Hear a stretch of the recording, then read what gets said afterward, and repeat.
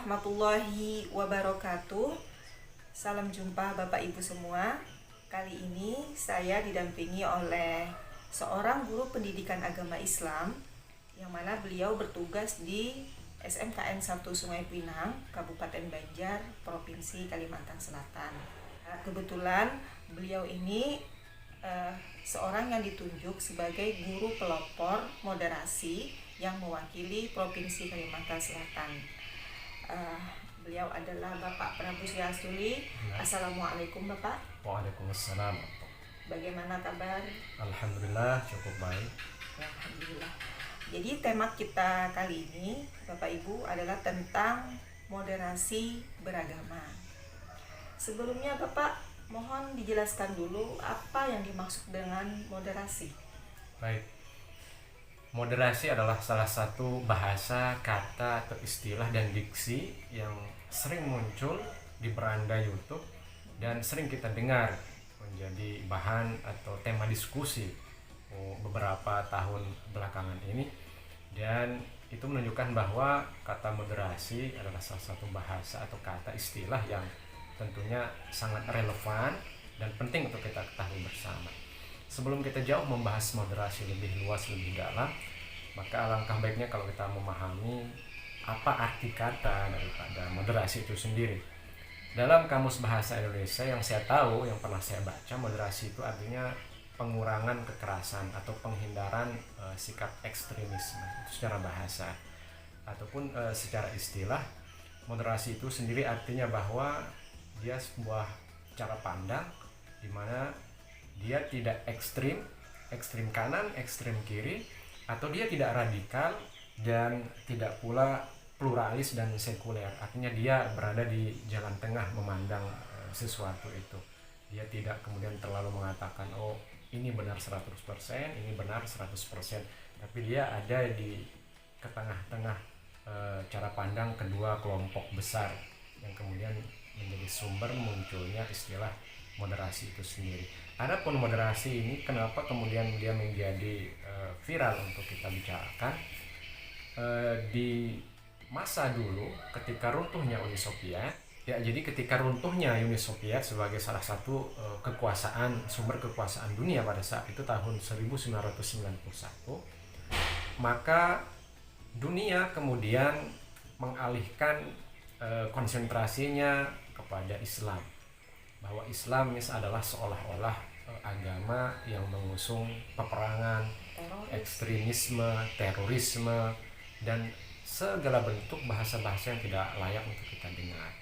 Lalu kemudian ketika dunia memandang Islam seperti itu, maka sebagai orang Islam tentunya kita berkewajiban untuk membela diri. Dan itu sebenarnya tidak 100% juga salah mereka. Tapi kita jujur mengatakan bahwa ada sekelompok kecil sekali di tengah-tengah umat Islam yang memiliki paham-paham ekstremisme, radikalisme, dan paham-paham menyimpang. Itu sebagian kecil saja, dan itu sebenarnya cukup mencoreng citra Islam sendiri. Bahkan ada yang memanfaatkan. Ya sangat, baik itu kemudian dari sisi politis maupun dari sisi-sisi ekonomi yang lain, memanfaatkan situasi itu untuk mendapatkan keuntungan-keuntungan politik dan ekonomi tentu. Ya, seperti itu. Lalu bagaimana Islam memandang moderasi itu sendiri? Ya, jadi moderasi itu di dalam Islam banyak sebenarnya istilah-istilah yang sangat cocok untuk disandingkan. Banyak orang mengatakan moderasi itu diambil dari kata tawassut ya. Tapi sebenarnya tawassut itu lebih luas lagi maknanya.